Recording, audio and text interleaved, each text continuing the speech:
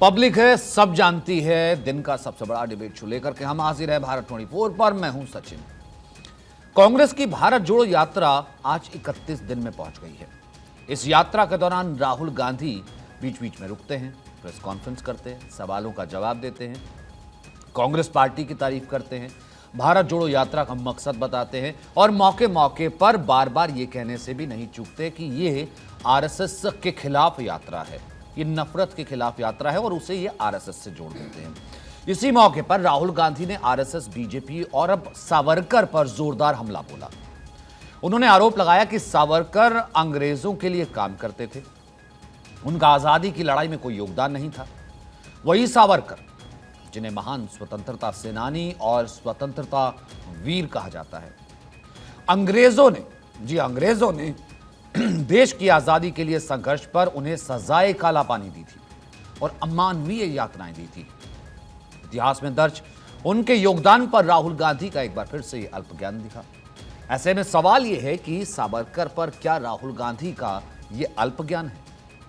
वहीं भारत जोड़ो यात्रा में महान स्वतंत्रता सेनानी का अपमान क्या जायज है? वहीं सावरकर के योगदान से कांग्रेस क्या अनजान है? आज की बहस इसी पर।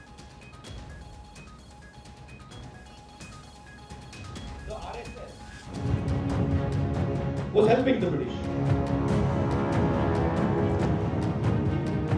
Savarkar used to get a stipend from the British.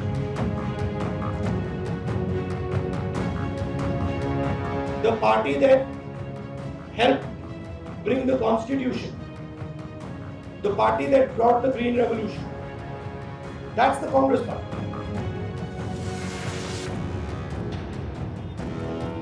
The BJP is singularly dividing the nation and spreading hatred in this nation. इस तरह की ओछी बातें करने राहुल गांधी को शोभा नहीं देता है। जो अपनी पार्टी को नहीं जोड़ पा रहे हैं, अपने परिवार को नहीं जोड़ पा रहे हैं, वो भारत क्या जोड़ेगा?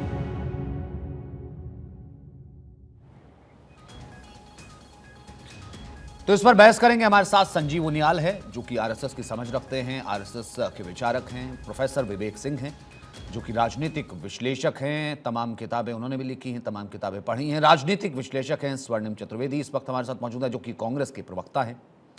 हमारे साथ राकेश त्रिपाठी हैं जो कि बीजेपी के प्रवक्ता हैं, वो भी हमारे साथ जुड़ेंगे। हमारे साथ राहुल लाल जो कि राजनीतिक विश्लेषक है, वो भी जुड़ेंगे। सबसे पहले स्वर्णिम जी, एक तरफ इतिहास और इतिहास में दर्ज वो दस्तावेज और तमाम लिखी गई किताबें सावरकर को स्वतंत्रता सेनानी बताती हैं। ये कहती हैं कि अंग्रेज़ों ने ही उन्हें सजाए काला पानी की सज़ा दी, अंग्रेज़ों ने ही अमानवीय यातनाएं दी। तो आज उनका कोई कंट्रीब्यूशन नहीं था आज़ादी में। इसके ऊपर बहस, यानी कि एक बार फिर से राहुल गांधी का ये कहना, मैं कहूँ कि ये अल्प ज्ञान है या फिर ये पूर्ण ज्ञान है?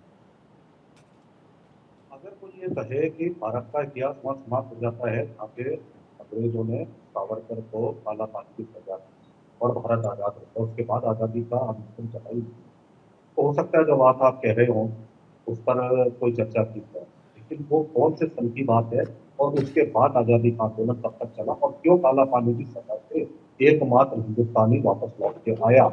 आज तक तो और तो कोई इतिहास में अगर कोई आपको ऐसा नाम याद हो तो अंग्रेजों ने जिसे माफ करके छोड़ दिया हो तो आप मुझे बताइएगा, शायद इतिहास की जानकारी आपको मिलेगी। और दूसरी चीज, मैं यहाँ पे सारे हमारे साथी बैठे हैं, वो ये बताने की कृपा करें कि क्या माफी मांग करके नहीं आए अंग्रेजों से, और माफी मांग करके आने के बाद जो आंदोलन चला, चाहे भारत छोड़ो आंदोलन हो, ब्रिटिश कपड़ों की होली का आंदोलन हो, या फिर भारत का स्वतंत्रता के लिए अपना झंडा फहराने का आंदोलन हो, जिसमें बच्चों से लेकर बूढ़े तक उन्हें नाचता था, गोलियां खाई, किसी आंदोलन में कभी वो पाए गए, कहीं देखा किसमें योगदान था? तो इसलिए अगर कोई ये कहे कि उनका काला पानी के लिए सजा प्राप्त करना और उसके बाद माफी मांग के आ जाना, तो ये भी एक सत्य है, उसके बाद की घटना है। अगर भारत आजाद हो गया होता उनके काला पानी और उनकी यात्राओं के साथ ही, तो एक अलग बात थी। लेकिन जो हजारों स्वतंत्रता सेनानियों ने अपने जान गंवाई, जेलों में गए, लाठियां खाई, गोलियां खाई, उनके अगर योगदान को हम माने तो समझ में आता है। लेकिन जो माफी मांग करके अपने घर बैठ गया, और जब आप देखिए 1942 का आंदोलन था तो क्या हुआ, अंग्रेजों का साथ दिया या नहीं किया आरएसएस ने? भारत छोड़ो आंदोलन का विरोध किया या नहीं किया, ये भी इतिहास में करते हैं। तो ये इतिहास सिर्फ 1919 की 31 तक का पढ़ सर इसका कोई 45 तक का सर पढ़ना इसका कोई पड़ेगा हमें। दस्तावेजिक सर इसका कोई जैसे कहते हैं दस्तावेज या कोई इतिहास, इसकी किताब, तमाम चीजें तो दर्ज होनी चाहिए, क्योंकि इतिहास तो हम देखते हैं, जो हम किताबें देखते हैं, जो सावरकर का इतिहास देखते हैं, उसमें तो माफीनामा कहीं दर्ज नहीं होता सर। मैं तभी सर ये तो तो हिंदुस्तान की सरकार के पास की है, सरकारी दस्तावेज है, कोई नया तुमने तो बनाया नहीं है। और बहुत किताबों में खूब चैनल्स पे चलता है, आप सब जगह देख लीजिए, 6 माफीनामे लिखे हुए उनके हैं। हाँ, 1947 तक वो काला पानी गए, वहां से छूट के आए, और 1947 जब भारत आजाद हुआ उसके बीच के जितने भी स्वतंत्रता के लिए जो भी आंदोलन हुए, जहां लोगों ने गोलियां खाई, लाठियां खाई, अपनी जान गंवाई, फांसी पर चढ़े, ऐसी कोई भी एक आप किताब में अगर दर्ज हो जहां उनके नाम से, तो आप बताइएगा। किताबें तो 1947 तक की बताइए ना, आजादी का आंदोलन, वो कहां तक पढ़ना चाहेंगे वो एक आपका विषय है, लेकिन इतिहास तो 47 तक का है। 47 तक आजादी की लड़ाई इस देश ने लड़ी थी, तो इस पर आपको देखना होगा। और इसी बात पर कह रहे हम इसी इतिहास की किताब बुराई नहीं कर रहे, हम किसी को क्रिटिसाइज नहीं कर रहे। भगत सिंह के बारे में नहीं बताया गया। इसी इतिहास की दर्ज किताबों में हमने देखा है कि आजादी के आंदोलन को किस तरीके से एक तरफ रखा गया। तो वो इतिहास भी किसने लिखा वो एक दूसरा विषय है, मैं उसमें बाद में जाऊंगा। पर जिसका जिक्र आपने किया प्रोफेसर विवेक सिंह, क्योंकि तमाम दस्तावेजिक इतिहास ये भी बताते हैं कि वो खुद कांग्रेस के भी करीबी रहे, महात्मा गांधी उनके कंट्रीब्यूशन की तारीफ करते हैं, बाल गंगाधर तिलक उनके कंट्रीब्यूशन की तारीफ करते हैं, फिर सजाए काला पानी हो जाती है, और तब से मतलब जब वो बाहर आते उसके बाद से कांग्रेस से जो है उनकी अदावत नजर आती, ठीक है वो दूरियां एक नजर आती, लेकिन तब से लेकर के अब तक कांग्रेस की नजर में सावरकर का कंट्रीब्यूशन की एक स्वतंत्रता सेनानी के तौर पर कुछ भी नहीं है, ये बताने में कैसे जुटी कांग्रेस? देखिए, अगर हम इसको माने तो जो 1970 में जो उनके सावरकर जी के नाम पे जो स्टैम्प इंदिरा गांधी ने चलाया था, हम उसको भी नहीं मांगे। तो देखिए, वीर सावरकर जहाँ तक प्रशंसा की बात है, वो तो खुद जो है इंदिरा गांधी ने भी किया था, ये रिमार्केबल उनके जो है योगदान रहा है। लेकिन रही बात अभी जो बात आ रही है, देखिए अगर मैं बात करूँ, क्योंकि इतिहास की बात भी बहुत जो की जा रही थी, मैं कांग्रेस प्रवक्ता की बोलूँ, मैं इतिहास में जाता हूँ तो 1907, मुझे बताइए 1907 में सबसे पहला व्यक्ति जिसने कहा कि जो विद्रोह हुआ था 1857 का, वो जो है अंग्रेजों के खिलाफ था, और एक अंग्रेजों के खिलाफ पहला समर था भारत का, किसने कहा था? आप इससे समझ सकते हैं वह वीर सावरकर थे जिन्होंने इस बात को कहा था। और 1885 के इतिहास से अगर मैं जाऊंगा कांग्रेस का, और मैं नहीं बताता कि कांग्रेस को किसने स्थापित किया, किस पार्टी, कौन सा व्यक्ति था जिसने जो है कांग्रेस का स्थापना किया, तो आप 1885 से 1907 तक आप देखिए कितने कांग्रेस के अध्यक्ष थे। किसने कहा? वीर सावरकर ने कहा कि 1887 का जो पहला जो समर हुआ था वो अंग्रेजों के खिलाफ हुआ था, और ये पहले जो है स्वतंत्रता संग्राम की लड़ाई थी। रही बात, अभी एक बहुत इंपॉर्टेंट बात कही गई है कि इन्होंने क्या इनका योगदान रहा है। मुझे बताइए, भारत के इतिहास में एक कोई बिना पढ़ा लिखा व्यक्ति भी समझ सकता है, भारत के इतिहास में 50 साल का काला पानी किसको हुआ है? 2 जन्मों की सजा के बराबर किसको हुआ? तो क्या उन्होंने कोई लूटमार किया था? क्या कोई चोरी डकैती किया था? अरे भारत के आंदोलन के लिए वो लड़ रहे थे, और इसके लिए उनको 2 जन्मों का कारावास मिला। अब मुझे बताइए, आपको कारावास की क्या जरूरत? अरे आप वहां देखिए, वहां कितना यातनाएं थे, उनका कितना वजन कम हो रहा था, और उसके बाद जो आप माफी मांगने की बात करें, पहली बात इसका कोई रिकॉर्ड नहीं है, शेड्यूल जेल में अंडरवर्ल्ड के कोई रिकॉर्ड नहीं है। दूसरी बात, अगर मैं आपकी बात मान भी लूं तो जो माफी मांगा गया था, किसके कहने पर माफी मांगा गया था? बहुत सारी बुक्स लिखी गई है, महात्मा गांधी के कहने पर मांगा गया था, और मैं अनेकों उदाहरण दे सकता हूँ, लेकिन मैं नाम नहीं लूंगा क्रांतिकारियों के जिन्होंने माफी मांगा है। तो माफी मांगना एक स्ट्रेटजी है, क्योंकि मरने से कुछ नहीं होता है, आप बाहर निकलेंगे, स्ट्रेटजी बनाएंगे, देश को आजाद करेंगे, और इसलिए जो है माफी मांगा गया था, अगर आप माफी मांगने की बात करते हैं। रही बात कांग्रेस के, लेकिन लोग क्यों माफी मांगेंगे? आपके तो घनिष्ठ संबंध है, आपने तो 1943 में आपने उनके संरक्षण में आपने जो है स्वतंत्र भारत के आप पहले प्रधानमंत्री बन गए, आप तो जो है सरकार चलाने लगे, देश को आजाद 1947 हुआ। तो देखिए, आपको माफी मांगने की कोई आवश्यकता नहीं थी, क्योंकि अगर आप देखिए जिस समय 2010 में उनको 2 जन्मों की सजा हुआ था, उस समय जो ब्रिटिश जो सेक्रेटरी था वो कौन था? वो एक अंग्रेज था, उसके अंदर में जो है आपको माफी मांगने की आवश्यकता है। आपके तो घनिष्ठ संबंध है, और आपके संबंध ऐसे कांग्रेस वालों के थे कि आपको माफी मांगने की कोई आवश्यकता नहीं थी। आपको जेल में जो है न्यूज़पेपर मिलता था, आप डेली एक लेटर लिख सकते थे, आप साड़ी भी बुन सकते थे, आपको बहुत सारी सुविधाएं थी। लेकिन दामोदर सावरकर जी को यातनाएं मिलती थी, तेल पेरना पड़ता था, कोवलों के बैल की तरह हमको काम करना पड़ता था। अगर इन सबको आप देखिए तो आप आसानी से समझ सकते हैं कि वीरता में और दूसरी कौन एक आगे और है। पॉइंट को भी मैं किसने जो इसमें है वापस लाना सम- चाहता हूँ ना, किसने राहुल लाल, सरकार- फिर किसने उसके जो बाद है संजीव सरकार को उनियाल। झुकाया। ठीक है, राहुल लाल और संजीव उनियाल। राहुल लाल, अगर इसी बेसिस से देखा जाए, अगर हम उनका पूरा स्वतंत्रता संघर्ष देखते हैं, तो एक जो भी कैदी पॉलिटिकल प्रिजनर होता है या उस वक्त होता था, उस वक्त उसको एक स्टाइपेंड मिलता था, है ना। वो बाकायदा वहाँ पर जिस वक्त और जो स्वतंत्रता सेनानी हुए हैं उनको भी किसी को 2 रुपये और 32 रुपये टोटल मिला, और कुल मिलाकर के महात्मा गांधी जेल में गए हैं उनका भी एक रिकॉर्ड है। तो उस हिसाब से तो फिर वो सभी के लिए क्या, फिर वो अंग्रेज़ों का स्टाइपेंड एक जिसे क्या कहते हैं, एक टैग जो है वो सभी के लिए, क्या अंग्रेज़ों के लिए काम करते थे या अंग्रेज़ों के लिए काम करने वाला, और इतिहास में इस चीज़ का कुछ दर्ज नहीं है। ये एक तरीके की मिस इन्फॉर्मेशन नहीं हो जाता? सचिन जी, मेरा बड़ा ध्यान से सुना है पूर्व के वक्ताओं को। देखिए, कई सारे तथ्य यहाँ पे पूर्णतः गलत रखे गए। मैं अपने जीवन में कुछ बहुत अच्छा कर लेता हूँ, इसमें हमें ये लाइसेंस नहीं मिल जाता कि बाद के जीवन में मैं जो है कि कुछ गलत करूं और उसको गलत नहीं कहा जाएगा। उसके जीवन को हम लोग हमेशा 2 हिस्सों में बांटते हैं। एक हिस्से में रहा है उनका समर्पण, लेकिन जब उनके माफीनामा के जो है कि आधा दर्जन माफीनामा, वो अभी वही कह रहे थे कि भाई माफीनामा नहीं मांगे, सारे के सारे माफीनामा मैं लेके बैठा हूं। आप कहेंगे तो मैं सबको सचिन अरोड़ा जी सुनाने के लिए मैं तैयार हूं। तो 50 साल की सजा मिली थी, क्या 50 साल की सजा काटी उन्होंने? और उसके ऊपर तुलना ये कि भाई एक गलत सा ये इंफॉर्मेशन देना कि नहीं, गांधी जी ने ही कहा था कि आप माफीनामा दीजिए, आप माफीनामा दीजिए। जबकि जब से वो जेल से रिहा हुआ है, उन्होंने अपनी पूरी ताकत, पूरी जिंदगी जो लगाई है। सुन लीजिए प्रोफेसर विवेक जी, मैं आपके बीच में नहीं एक बोल सेकंड, सकता।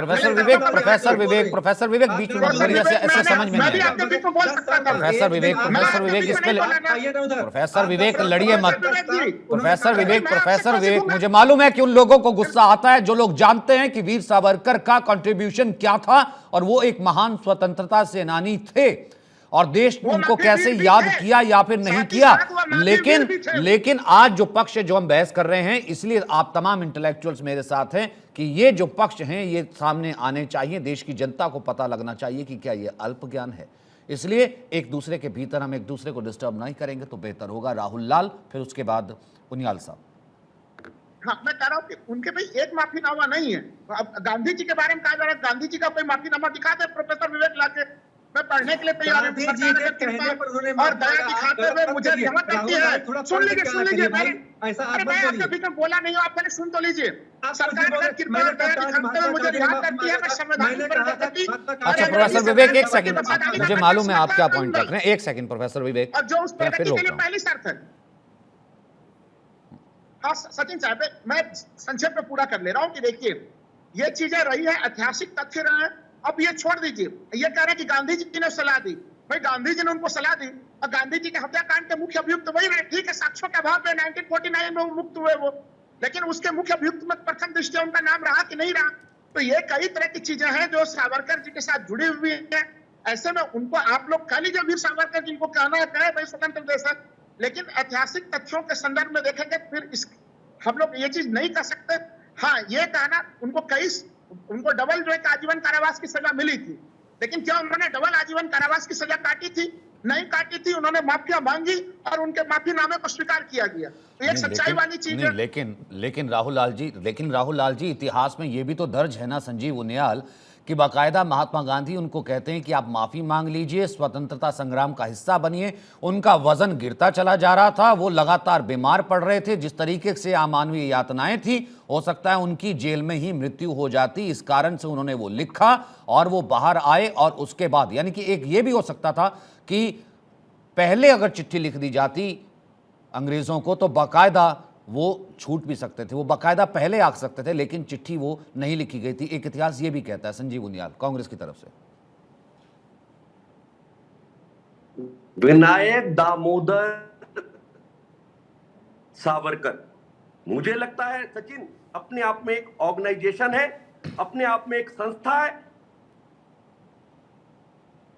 अपने आप एक विचारक प्रतिनिधि का प्रतिनिधित्व करते। 2 बार बैक टू बैक हूं, स्ट्रॉन्गेस्ट टू स्ट्रॉन्गेस्ट, बहुत कठिन कारावास, बैक टू बैक 2 वर्षों में दो लगातार 2 जीवन में, और उनको भी लगातार कारावास। एक ही परिवार के 2 बच्चे, कैसा विलक्षण परिवार रहा होगा, कैसा विलक्षण दूध पिया होगा उस व्यक्ति ने।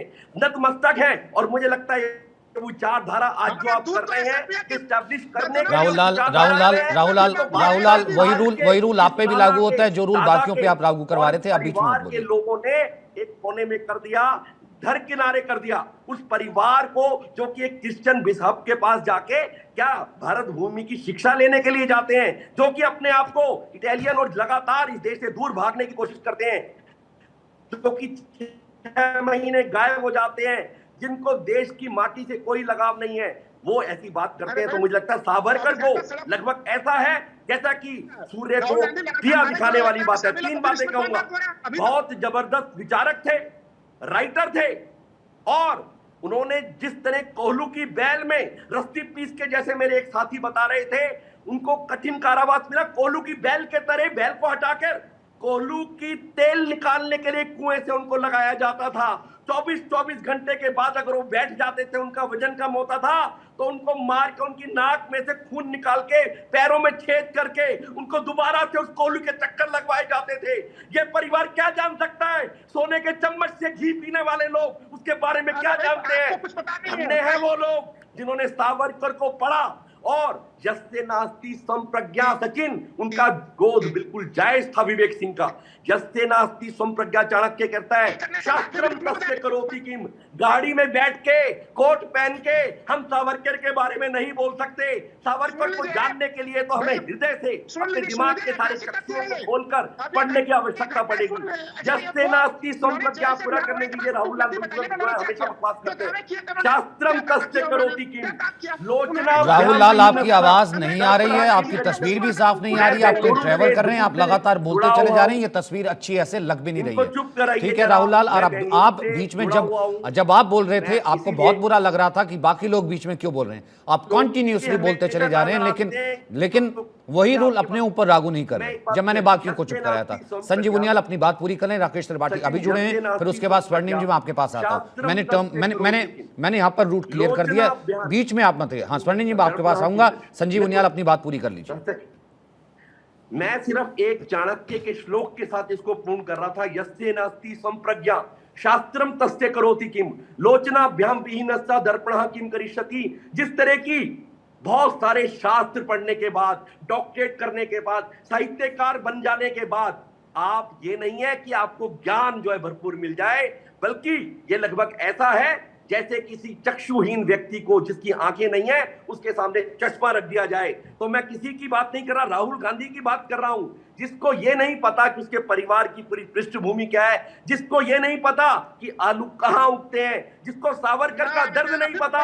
हृदय से रोना आता है जब सावरकर की हिस्ट्री पढ़ते हैं। कृपया करके पैनलिस्ट भाइयों, राहुल लाल की आवाज कहूंगा, आप एक बार छोटी सी 35 पेज की एक पुस्तक जरूर सावरकर की पढ़ें। आपको पता लगेगा कि इस देश की जो आज हम प्रोग्रेस की बात करते हैं, इस देश को एक नए दर्शन की बात करते हैं, विकसित साम्राज्य की तरफ ले जाते हैं, तो उस व्यक्ति का कंप्लीट एक दर्शन होता था। और जहां तक राष्ट्रीय स्वयंसेवक संघ की अध्यक्षनी नॉलेज की बात करते हैं, तो इनको ये बात पता नहीं शायद 1925 से चलने वाला संगठन लगातार कोकेन के नाम से उनके जो है सरसंघ चालक जी राष्ट्रीय स्वयंसेवक संघ जब अलग करके एक साल के लिए जाते हैं और अंग्रेजों के भारत छोड़ो आंदोलन में जुड़ते हैं और मोतीलाल नेहरू उनको फेलिसिटेट करते हैं 1936 में। ठीक है राकेश त्रिपाठी, लगातार मतलब कि राहुल गांधी लगातार ये कहते चले आए हैं, आज भी उन्होंने इस चीज को दोहराया, तब उन्होंने सावरकर का जिक्र किया कि मेरी यात्रा जो है वो आरएसएस के खिलाफ है, नफरत के खिलाफ है। भाई आरएसएस जिसकी तारीफ खुद जवाहरलाल नेहरू कर चुके हैं, 26 जनवरी की परेड में उसी आरएसएस को न्योता दिया गया है, उसके देश प्रेम की तारीफ की गई। ये वहां से यहां तक आते आते ये राजनीति जो है आरएसएस के खिलाफ, ये राजनीति जो है इतनी नफरत भरी किस तरीके से हो जाती है। और रही बात वीर सावरकर की, जब इतिहास में तमाम चीजें दर्ज हैं या फिर लिखी गई हैं, अब भी उनके कंट्रीब्यूशन से नकारना या कहना ब्रिटिश के साथ मिले हुए थे, ये क्या दर्शाता है? देखिए, मैं मानता हूं कि राहुल गांधी ये सब बातें इसलिए कह रहे हैं क्योंकि उनकी अज्ञानता है। राहुल गांधी कम पढ़े लिखे हैं, राहुल गांधी के पास भारत के संदर्भ में जानकारियां नहीं है, और उनके सलाहकार उनको जिस प्रकार की सलाह देते हैं उसके कारण वो बार बार इस प्रकार के अपराध करते हैं। लेकिन इस पैनल में मैं अभी सुन रहा था थोड़ी देर पहले कि राहुल लाल जी जिस तरह की बातें कर रहे थे ये भारत है जहां भारत में आपको इतनी बात कहने की आजादी है, वरना आप भारत के बाहर आप कहीं इस प्रकार की बातें कहते अपने पूर्वजों के संदर्भ में तो राहुल लाल को इसके खामियाजा भुगतने पड़ते। देखिए, भारत में रह करके भारत में कुछ लोग ये कह देते हैं कि भगत सिंह आतंकवादी थे, लेकिन क्या उनके इस बात को कह देने से आप भगत सिंह के योगदान को समाप्त कर सकते हैं? ये दुर्भाग्यपूर्ण है। ये पद्धति बंद करनी चाहिए। वो सावरकर जिन्होंने अपने जीवन का इतना कठिन समय बिताया देश के स्वातंत्र समर के लिए, वो जिन्होंने अपनी वकालत की डिग्री जब्त कर ली गई क्योंकि वो अंग्रेजों के खिलाफ कटु शब्द बोलने वाले थे। इसलिए अरे भाई, आप अभी माफी नहीं मांगोगे? अभी आप तो अभी यही डिबेट में माफी मांगने लगोगे। आप परेशान मत हो।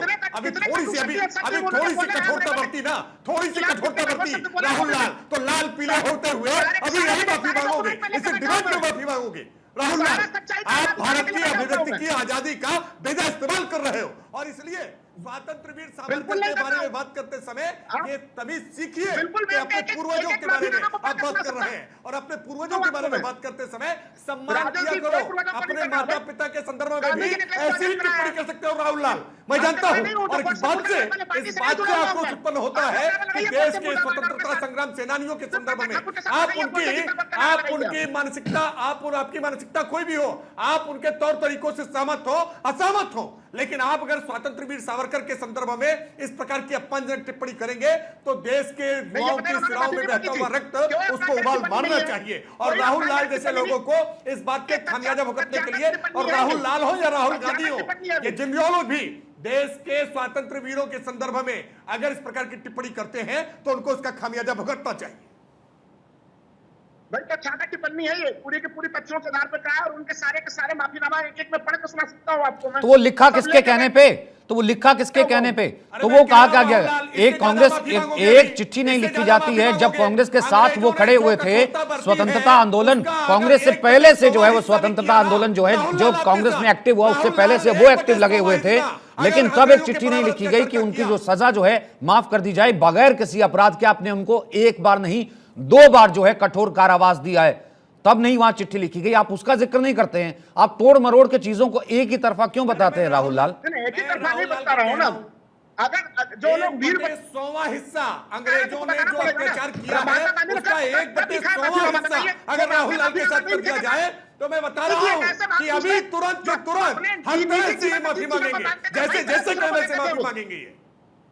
गांधी जी का नाम इस पर मत लीजिए। इस प्रकार के जो पराधीनता के भाव से युक्त हैं, ये गुलामी कालखंड से जिनके अंदर अभी भी गुलामी का भाव भरा हुआ है, इस प्रकार के लोग ही स्वतंत्र वीर सावरकर के बारे में इस प्रकार के शब्द इस्तेमाल करते हैं। और अपने पूर्वजों को इस प्रकार की अपमानजनक टिप्पणी करने वाले सावधान रहो भाई। ये अपने माता पिता को भी आप गाली दे सकते हो, आपको कोई आश्चर्य नहीं है। ये माँ बाप को भी गाली दे सकते हो। सही होना चाहिए। जब कोई माफी मांगेगा तो उसको माफी मांगने वाला नहीं कहा जाएगा। राजनीति क्या बात बता रहा हूं ना, 1/100वां हिस्सा। आप सुन लो भाई, मैं बता तो रहा, माफी मांगी थी, बता रहे माफी मांगी थी भाई, हम स्वीकार कर रहे हैं। अरे सुनो राहुल लाल, हम स्वीकार कर रहे हैं, हाँ, वीर सावरकर ने माफी मांगी थी। हाँ, आप सुनिए, फिर आगे सुनिए राहुल लाल, फिर आगे सुनिए ना। आप उसी लाइन पर अड़े हुए हैं, वही दर्शकों को बता रहे हैं ना। अब इसके बाद की चर्चा करते हैं, ठीक है? अब इसके बाद की चर्चा करते हैं राहुल लाल। कुछ फैक्ट्स और पता लगने चाहिए, शायद वो फैक्ट्स आपको नहीं पता है, क्योंकि ये लेफ्ट ना बहुत सी ऐसे इतिहास को तोड़ मरोड़ करके जो कंट्रीब्यूशन को जो कैसे कमतर करके दिखाया गया, और यहां पर तो महान भगत सिंह तक को आतंकवादी तक कह दिया गया था टेक्स्ट बुक्स में। ये देश ने वो वाला इतिहास भी देखा है, वो वाली टेक्स्ट बुक्स भी देखी है। इसलिए राहुल लाल, हम जानते हैं वो टेक्स्ट बुक्स किसने लिखी थी, और वो किस जो है वो लेफ्ट मानसिकता या फिर तमाम चीजों से आया करते थे। देश को आज फैक्ट्स जानने दीजिए। राकेश त्रिपाठी, फिर उसके बाद स्वर्णिम जी। राकेश त्रिपाठी, फिर उसके बाद स्वर्णिम जी। और कोई डिस्टर्ब ना करे, क्योंकि मेरे 2 और जो काफी एमिनेंट पैनलिस्ट हैं, प्रोफेसर हैं, वो वेट कर रहे हैं। राकेश त्रिपाठी, अपनी बात पूरी कीजिए। कि मैं मानता हूं कि स्वतंत्र वीर सावरकर के संदर्भ में इस देश के इतिहासकारों ने जितना अन्याय किया है, उस अन्याय को अब समाप्त होना चाहिए, और देश के सामने वो सारे तथ्य, वो सारे साक्ष्य सामने आने चाहिए जिनके आधार पर स्वतंत्र वीर सावरकर का वो महिमा मंडन होना चाहिए था। वो स्वतंत्र वीर सावरकर जिन्होंने पहली बार देश के प्रथम स्वतंत्रता संग्राम पर पुस्तक लिख करके कहा कि वो प्रथम स्वतंत्रता संग्राम, जिसको गदर कहा करते थे, वो प्रथम स्वतंत्रता संग्राम था। जिन्होंने अपनी वकालत की डिग्री, जिनकी जो है लंदन में उन्होंने सबसे पहले क्रांतिकारी बिगुल बजाने का काम किया, उनके केंद्रों में घुस करके, जहां से ब्रिटिश साम्राज्य चलता था। जितनी हिम्मत रखने वाला आदमी, इतनी जिजीविसा वाला आदमी, जिसके अंदर इतनी पॉजिटिव अप्रोच थी, जो लड़ने भिड़ने को तैयार था, इतनी बड़ी सल्तनत से, जिसके राज्य में सातों महासागर उसके साम्राज्य में हुआ करते थे, उसके खिलाफ उसके गढ़ में आवाज बुलंद करने वाले स्वतंत्र वीर सावरकर को जब कोई कायर कहता है, माफी वीर कहता है, तो मैं मानता हूं ये अपने आप में बहुत दुर्भाग्यपूर्ण है। देश के सारे बड़े क्रांतिकारियों ने, देश के सारे बड़े नरम दल और गरम दल के कांग्रेसियों ने भी ये बात माना है कि स्वतंत्र वीर सावरकर वीर सावरकर हैं और उनकी वीरता को लेकर के इस प्रकार के सवाल नहीं ठीक उठने है, चाहिए। मैं वापस आऊंगा स्वर्णिम, मैं वापस आऊंगा स्वर्णिम, मैं वापस आऊंगा नहीं, ठीक, एक सेकंड, एक छोटा सा ब्रेक ले रहा हूं। मैं वापस आऊंगा स्वर्णिम चतुर्वेदी के साथ शुरू करेंगे। देखिए, इसका जिक्र मैंने पहले भी किया भाई, इतिहास में बहुत सी ऐसी चीजें हैं जिसका जिक्र या तो कमतर किया गया है या फिर उनका जो कंट्रीब्यूशन है वो दिखाया नहीं गया है। क्या कुछ इसी तरीके का है, या फिर जिस इतिहास का जिक्र आज राहुल गांधी कर रहे थे, उस इतिहास के पीछे भी जो है किसी किताब या किसी रेफरेंस, किस तरीके की चीजें थी, वो भी आज पता लगनी चाहिए लोगों को, क्योंकि पब्लिक तो सब जानती है। तो राहुल गांधी तो कह रहे हैं नफरत के खिलाफ है ये भारत जोड़ो यात्रा, लेकिन इसमें आरएसएस भी आ जाता है और उसमें आज वीर सावरकर की भी एंट्री हो गई है। तो तमाम पैनलिस्ट जो है इस वक्त हमारे साथ मौजूद हैं। प्रोफेसर विवेक सिंह, आखिरकार ऐसा क्या, मैं उस इतिहास के झरोखे से जानना चाहूंगा, आखिरकार ऐसा क्या हुआ था, या फिर क्या ऐसा यूं कहें कि उनको हिचक है कि कांग्रेस ये मान ही नहीं सकती या मानती ही नहीं है कि वीर सावरकर की कंट्रीब्यूशन था, वो सिर्फ एक माफी वाले इस लाइन को जो है वो लगातार रिपीट करती है। देखिए सचिन जी, एक श्लोक है, अयम निज परोवेद गणनादक्षेपसाम उदार चरिता नाम तू प्रमुखम। जो है अटल बिहारी वाजपेयी जी ने कहा है कि भूभाग नहीं शत मानव के हृदय जीतने का निश्चय, हिंदू तर्पण हिंदू जीवन रण हिंदू मेरा परिचय। इस विचारधारा को जीने वाले वीर सावरकर थे। ऐसी विचारधारा इतने महान व्यक्ति को ये लोग नहीं समझ सकते हैं। रही बात, देखिए एक बात मैंने कहा, मैं कांग्रेस की बात करता हूँ, मैं किसी और की बात नहीं करता है। अगर आप इतिहास देखिए, महात्मा गांधी ने सपोर्ट किया, उनके कहने पे माफी मांगी, जो तथाकथित माफी मांगने की बात होती है। दूसरा है पंडित जवाहरलाल नेहरू, जो कि आरएसएस के जो है उनका सम्मान करते थे। इंदिरा गांधी, जिन्होंने 1970 में कॉमेमोरेटिव स्टैंप जारी कर दिया वीर सावरकर के नाम पे। तो क्या अहरे गाड़ी के लिए होता है क्या? मैं पूछना चाहता हूँ, किसी के नाम पे स्टैंप जारी कर देना ऐसे होता है? तो आप इंदिरा गांधी को गलत कहिए, आप जो है पंडित जवाहरलाल नेहरू को गलत कहिए, आप जो है महात्मा गांधी को गलत कहिए, और फिर आप राहुल गांधी जी है ना, उनको आप सही कहिए। थोड़ा आप इतिहास पढ़िए। रही बात, मैंने कहा, बार बार कहा, 1907 में किसने कहा जो है कि आप तो गदर, आप तो विद्रोह बता रहे थे, किसने उसको पहली लड़ाई का नाम दे दिया? वीर सावरकर जी ने किया। अरे आप सचिन जी, आप इस वीर सावरकर जी के आप जरा कद को तो समझिए। इस व्यक्ति ने देश को बचाने के लिए एक अनूठी नई स्ट्रेटजी बनाने के लिए इस व्यक्ति ने माफी मांगा। माफी इसलिए नहीं मांगा तो बचकर था, माफी इसलिए मांगा ताकि फिर से पुरजोर उस अंग्रेजों के साथ लड़ सके, इसलिए माफी मांगा। मैंने कहा, जो राहुल लाल जी समझा नहीं, ऐसे अनेकों क्रांतिकारियों का नाम मैं बता सकता हूँ, लेकिन मैं बताऊंगा नहीं, जिन्होंने माफी मांगा था। माफी मांगने का मतलब भागना नहीं होता है, माफी मांगने का मतलब होता है आप फिर से लड़ाई। आपको मैनेजमेंट पता नहीं, आपको प्लानिंग पता नहीं, आपको क्या पता है? आपको कुछ नहीं पता है। आप इतिहास समझिए, आप इतिहास को समझिए। 1970 में इंदिरा गांधी को फिर बात बोलिए। अरे एक बात आप बताइए कि महात्मा गांधी के कहने पर मांगे कि नहीं? राहुल लाल जी फिलहाल बीच में, राहुल लाल जी ऐसा नहीं होता है। एक सेकंड प्रोफेसर विवेक सिंह, राहुल लाल इतना गुस्सा क्यों आ जाता है आपको? नहीं, इतना गुस्सा क्यों कर रहे हैं? इतना गुस्सा क्यों कर रहे हैं? राहुल लाल है ना भाई मुझे एक बात बताइए, राहुल लाल इतना गुस्सा किस चीज का है? आप हर एक के बीच में कूद रहे हैं। या तो कुछ फैक्ट्स, कुछ किताबों के साथ बोली, जैसे प्रोफेसर सिंह कह रहे हैं।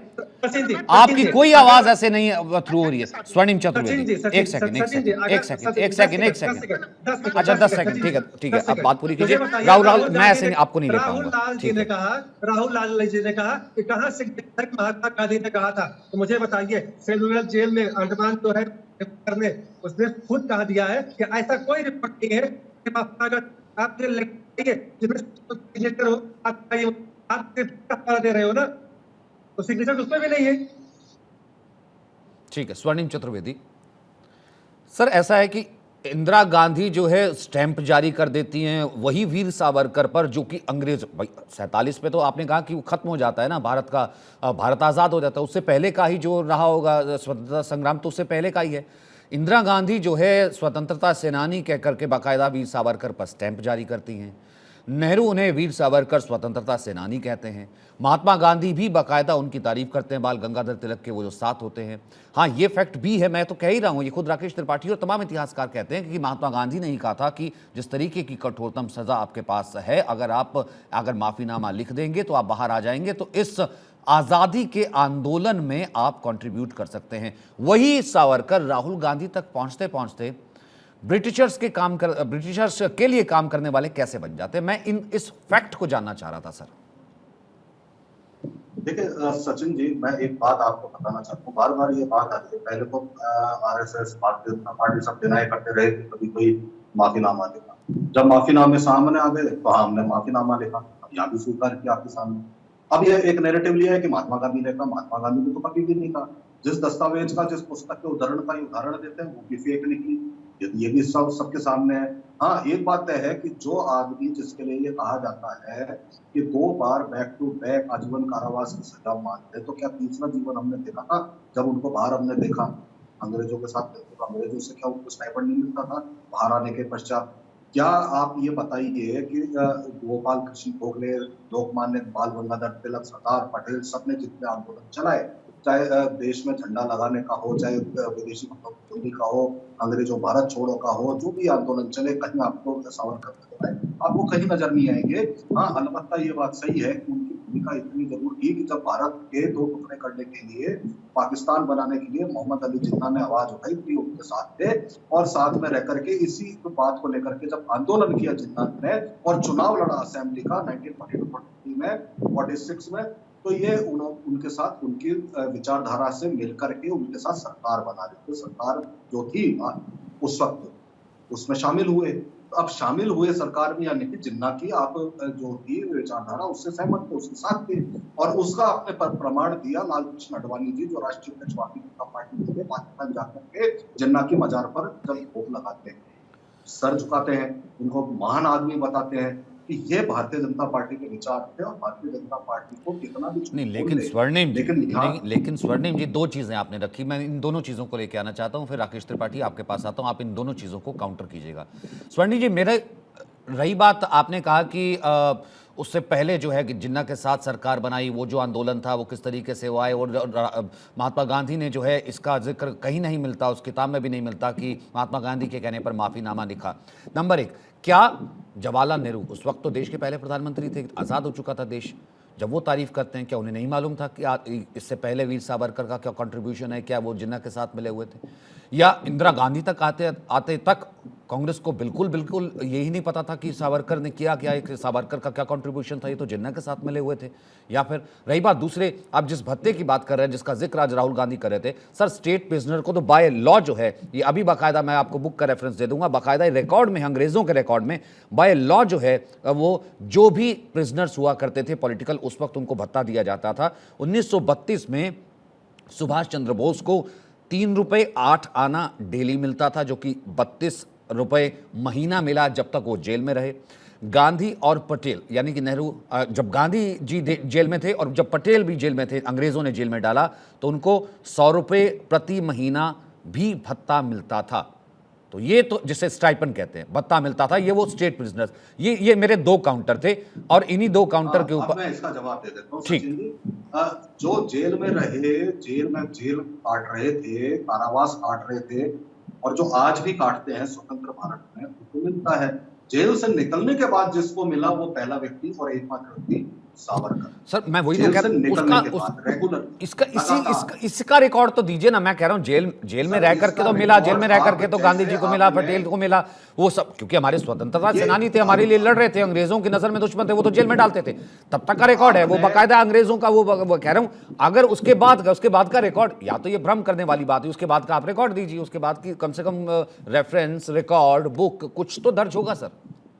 सर एक नहीं, अनेकों सैकड़ों बुक्स में, और मेरी नहीं और हिंदुस्तान की नहीं, जो अंग्रेजों ने लिखी है उसमें दर्ज है कि हम देते थे। पहली चीज।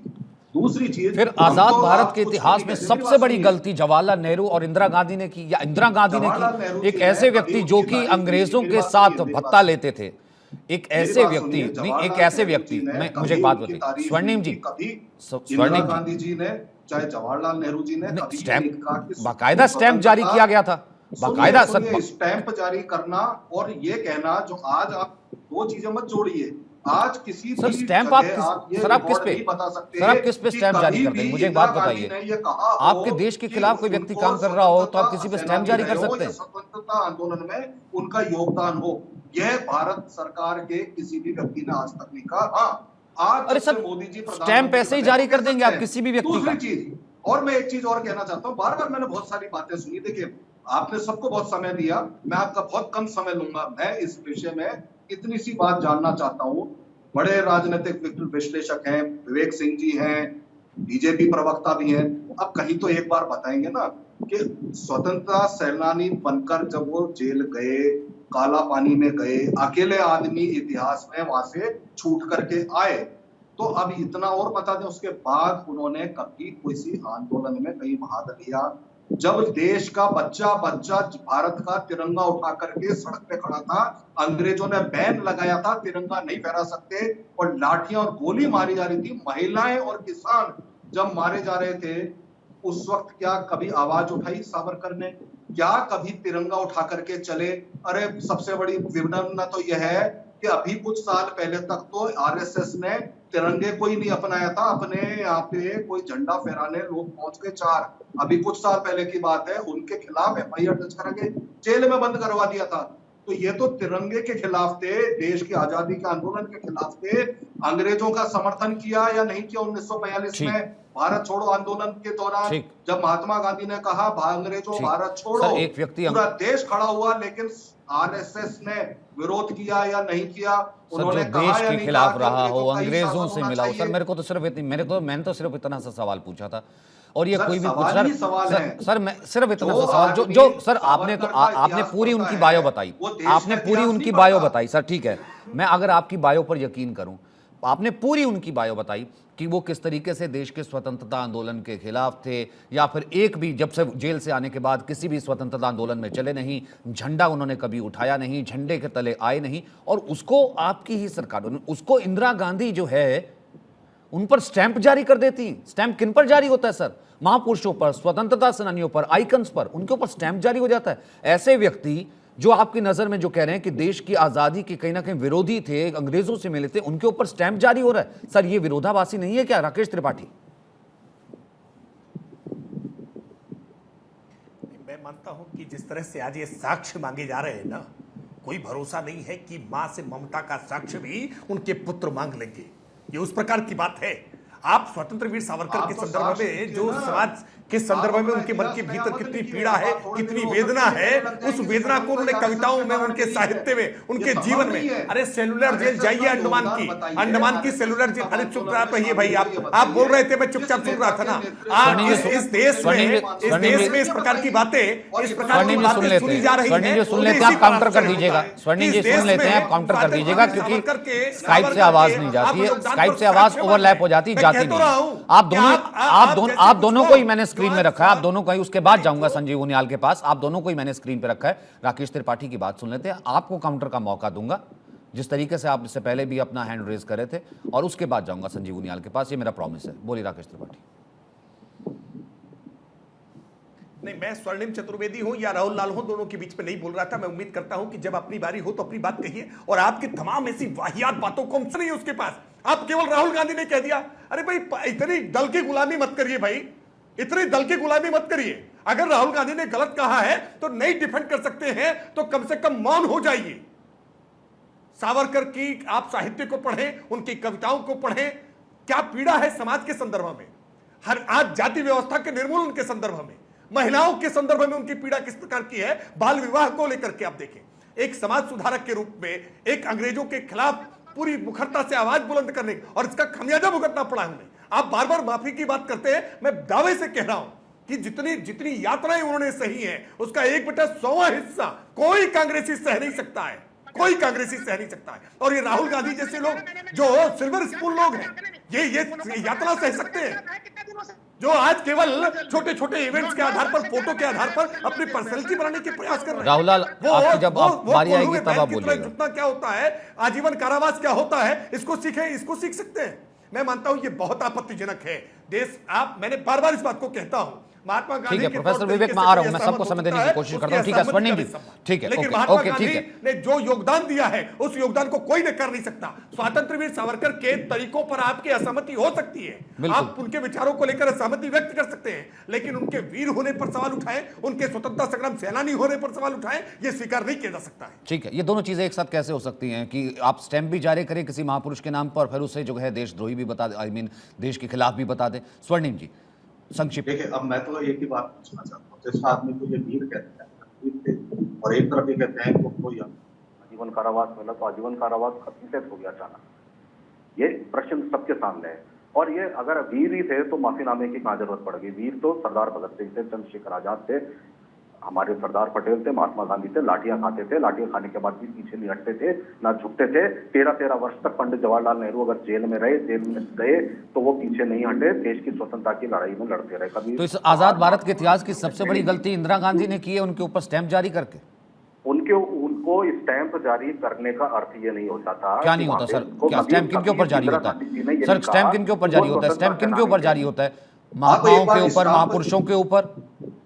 आप एक बार स्टैंप देख लीजिए, स्टैंप में कहीं लिखा हो स्वतंत्रता सेनानी। अरे सर स्टैंप जारी, सर डाक टिकट जारी हो जाता है सर, मतलब दूसरी चीज में आपको स्टैंप, सर स्टैंप उनके, सर बचपन से इतना तो कम से कम अनजान आप भी नहीं बन सकते, मैं भी नहीं बन सकता ना। बचपन से पढ़ाया गया, पढ़ते हम देखते हैं, स्टैंप उनके लिए जारी किया जाता है जब हम जा करके फिर वो पोस्टल स्टैंप खरीदा करते थे, उसको रखा करते थे ताकि हम अपने महान स्वतंत्रता सेनानियों, महापुरुषों, हमारे जो आदर्श रहे हैं उनको साथ रख सकें, उनके बारे में जान सकें, उनको वो हम चिपकाया करते थे। सर इतना अनजान बन जाना कि नहीं, स्टैंप जारी करना और स्वतंत्रता सेनानी ना होना, ये दोनों बातें साथ साथ हो सकती हैं? कैसे हो सकती सर?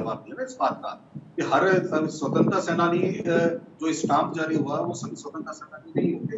हाँ, मैं कुछ बातों से इनकी सहमत हूँ। ये बात सही है कि 1857 के जो विद्रोह था उसको प्रथम स्वतंत्रता आंदोलन कह करके उन्होंने समाज के सुधार के लिए भी हो सकता है उन्होंने कुछ किया हो, लेकिन स्वतंत्रता आंदोलन में उनका योगदान नहीं है। स्वतंत्रता आंदोलन में शामिल नहीं हुए, उन्होंने कोई कार्य नहीं किया, ये बात भी सच्चाई है। अब भारतीय जनता पार्टी या आरएसएस या अन्य कोई व्यक्ति अगर ये कहे कि स्वतंत्रता आंदोलन चलाया ही उन्होंने, वो कह सकते हैं, आज कोई नहीं रोक सकता। लेकिन अगर कोई ये कहे कि स्वतंत्रता आंदोलन में उन्होंने कोई किसी आंदोलन में अंग्रेजों की लाठी खाई हो, काला पानी की सजा तो मिली उनको, वहां से एकमात्र मैंने कहा ना वही व्यक्ति बाहर आए, जवाहरलाल, बाकी तो नहीं आए। मतलब जवाहरलाल नेहरू की आइडियोलॉजी से इत्तेफाक नहीं रखते राहुल गांधी ना, इसका मतलब मैं ये कहूँ, इसका मतलब ये हुआ कि प्रोफेसर विवेक सिंह, एक सेकंड में बाकी और पैनलिस्ट हैं उनको भी एक बार शामिल करना चाहता हूं क्योंकि वक्त मेरा आगे बढ़ता जा रहा है। प्रोफेसर विवेक सिंह, इसका मतलब क्या, इसका मतलब ये अंदाजा लगाया जाए, इसका क्रक्स ये निकलेगा स्वर्णिम चतुर्वेदी कि जैसे स्वर्णिम चतुर्वेदी जी ने कहा प्रोफेसर विवेक, इसका क्रक्स तो मतलब ये हुआ कि क्या नेहरू की या जवाहरलाल नेहरू की आइडियोलॉजी या उनकी विचारधारा से भी सहमत नहीं है राहुल गांधी? क्योंकि ये तो बहुत बार जिक्र आता है, खुद आरएसएस का तारीफ करना, उनको जो है 26 जनवरी की परेड में शामिल करना, सावरकर महान स्वतंत्रता सेनानी कहना, इसका तो उल्लेख है और ये बाकायदा खुद कांग्रेस की इतिहास की किताबों में उल्लेख है। किसी को समर्थन नहीं करती है, लेकिन मैं जरा पॉइंटेड सवाल का उत्तर दे दूं। पहली बात तो सावरकर जी का एक दिन, जो आप जन्मदिन की बात कर छोड़ी थी, एक दिन का जो सजा था वो आपके जो नेता थे उनके एक जन्म के बराबर की सजा था। पहली बात तो जवाब है। दूसरा, आपने कहा सावरकर ने छूटने की बात किया थी, अरे इसी बात पे तो एग्रीमेंट हुआ था, गुप्त कोई कार्य होता है। सावरकर जी ने लगातार आजीवन छूटने के बाद लगातार काम करते रहे ताकि देश को आजादी दिलाई जा सके। तीसरी बात, जिंदा की आप बात करो ना, जिंदा को बढ़ाने वाला कौन पार्टी थी? 1916 का कांग्रेस का जो लखनऊ में हुआ था, जहाँ पे मुस्लिम लीग ने और कांग्रेस ने यह एग्रीमेंट हुआ था लिखित में कि आगे से जो है, जो भी लोग जहाँ पे ज्यादा मुस्लिम है वहां पे जो चुनाव लड़के जाएंगे वो मुस्लिम उम्मीदवार ही जाएंगे। उसके बाद वही जो है 1947 वो पाकिस्तान बना। तो आप जरा समझिए इतिहास को, कौन क्या किया है। आप अगर ठीक से इतिहास को समझ लेंगे ना, मेरे ख्याल से आपका काम है डिफेंड करना राहुल गांधी को, लेकिन ऐसे डिफेंड मत करिए, थोड़ा पढ़ने की आगाह करिए, वरना आपको जवाब देते नहीं बनेगा। ठीक है, आप स्वर्णिम इसका जवाब देना चाहते हैं? ठीक है, मैं हेडलाइंस का रुख करना, उसके बाद वापस आऊंगा क्योंकि संजीव उनियाल भी कुछ बोलना चाहते हैं। इन दोनों का जो है आप इकट्ठा ही काउंटर कर लीजिए, इकट्ठा ही जवाब दे दीजिए। सचिन, मैं 2-3 बातें जरूर कहूंगा कि यहाँ पर बिल्कुल भी सावरकर के लिए इमोशनल होना, जज्बाती होना बिल्कुल जरूरत नहीं है, क्योंकि वो वीर थे जिन्होंने छाती ठोक के और अंग्रेजों का मुकाबला किया। एक ने नहीं, पूरे परिवार ने किया। परंतु इनकी कॉम्प्रिहेंसिव शख्सियत को 3-4 शब्दों में आपको बयान करूंगा कि ये वो सज्जन थे जिन्होंने तिरंगे के बीच में जो हमारा झंडा था, झंडे के बीच में चक्र था, चक्र के लिए इन्होंने ही अनुमोदन किया था, उसके बाद ही चक्र बीच में आया था। यही वो सज्जन थे जो जातिवाद के जबरदस्त खिलाफ थे, जबकि ब्राह्मण फैमिली से बिलोंग करते थे। इन्होंने एक ऐसे मंदिर का निर्माण किया महाराष्ट्र में जिसमें से कि ब्राह्मण को बाहर निकाला, एक शूद्र को उसकी पूजा उपासना के लिए स्थापित किया। तो ये रेवोल्यूशनरी व्यक्ति थे, इनकी बहुमुखी प्रतिभा थी। परंतु अगर आप इनके डिफेंसिव होने की जरूरत है, इनके लिए बिल्कुल जरूरत नहीं है। जो लोग इन पर अटैक करते हैं सचिन, वो आज मार्जिनलाइज हो गए हैं, वो 2 स्टेट्स में सिमट कर रह गए हैं, और वो विचारधारा जो इनके अगेंस्ट थी, वो विचारधारा आपको कितने बड़े प्रश्न चिन्ह के रूप में नजर आती है। यही अपने आप में बताता है कि लोगों ने किन बातों को समझा है, सावरकर की किन बातों को समझकर अपने जीवन में लाने का प्रयास किया है। मुझे लगता है यही उनको श्रद्धांजलि होगी, और इसी कारण से एक स्कूल ऑफ थॉट बिल्कुल मार्जिनलाइज हो गया है। ये सेल्फ इंट्रोस्पेक्शन का विषय है, चाहे वो जितनी भी लंबी यात्रा कर लें। ठीक है स्वर्णिम, क्या दिक्कत ये थी ना, क्योंकि प्रखर हिंदुत्व के साथ जुड़े नेता थे, एक प्रॉब्लम ये भी थी ना, इस कारण से कभी कांग्रेस ने स्वीकारा ही नहीं उनका कंट्रीब्यूशन। देखिए सचिन जी, आपकी आवाज स्पष्ट नहीं आई, एक बार दोबारा बोलेंगे? क्योंकि उनके साहित्य के साथ उनके जिस तरीके के आंदोलन, जैसे पहले भी डिबेट में कहा जाता रहा है कि आप हो सकता है कि कई बार वेज एंड मीन से किसी का नहीं हो सकता है। शुरुआत में सुभाष चंद्र बोस और जो भगत सिंह है, चंद्रशेखर है, आज़ाद है, उनके जिस तरीके के आज़ादी का संघर्ष है, उससे भी बहुत से जो है इत्तेफाक नहीं हुआ, लेकिन थे तो सब स्वतंत्रता सेनानी ही ना। तो मैं ये कह रहा हूँ कि स्वर्णिम, क्योंकि इनका भी एक स्टाइल और क्योंकि हिंदुत्व, प्रखर हिंदुत्ववादी जो है एक साहित्य रहा, इस कारण से ये मजबूरी हमेशा से रही है कांग्रेस की कि वो कभी ये स्वीकार ही नहीं कर पाई कि असल में जो सच्चाई है। देखिए आपको एक इतिहास अगर आप पढ़ेंगे, आप मेरा ही नहीं बताया हुआ स्वतंत्रता सेनानी की अगर कोई किताब हो उसका कौन आजादी से है, चाहे सरदार पटेल ने लिखी हो, चाहे अम्बेडकर जी ने लिखी हो, हमारी पुस्तकें हैं। इन्होंने आंदोलन को करके स्वतंत्रता संग्राम लिखी है, उसमें आपको इनका जिक्र मिल जाएगा किस तरह से बात किस तरह से इन्होंने ब्रिटिश का साथ दिया। पहली चीज, हमारा विरोध किसी भी विचारधारा से नहीं होता, चाहे सरदार पटेल हो, चाहे कहना चाहिए जो आप कहेंगे कि नेताजी सुभाष चंद्र बोस, वो तो कांग्रेस के ही हमारे अध्यक्ष भी रहे, तो सबने अपना अपना रास्ता अपनाया और सबके रास्ते का हमने सम्मान किया है। यहाँ तक कि पंडित जवाहरलाल नेहरू ने आजादी के पश्चात जो है हर विचारधारा को सम्मिलित करने को अपनी सरकार बनाई, क्योंकि सरकार एक कोalition गवर्नमेंट बनाई थी जिसमें सब विचारधारा हो, और आज भी किसी विचारधारा के खिलाफ हमारी, हम नफरत का काम नहीं करते, नफरत का काम आरएसएस और बीजेपी के लिए हमने चुना हुआ है। पहली चीज। दूसरी चीज, कांग्रेस पार्टी की विचारधारा पहले भी जो थी, सब समान है, सब समान रहेंगे, ये हमारी विचारधारा थी और हमारी विचारधारा आज भी है। और आज भारतीय जनता पार्टी को भी मजबूर होकर के बार बार, कम से कम जनता तो सब बता देती है ना सर, स्वर्णिम चतुर्वेदी, कम से कम जनता तो सब बता देती है ना। अब जिस वीर सावरकर को देश में स्वतंत्रता सेनानी नहीं बताया इतने सालों तक, जिस वीर सावरकर को ये बताया कि वो कैसे अंग्रेजों के साथ मिले हुए थे, भत्ता लेते थे, असल में उनका क्या कंट्रीब्यूशन, तमाम किताबें उसके बारे में कहती हैं।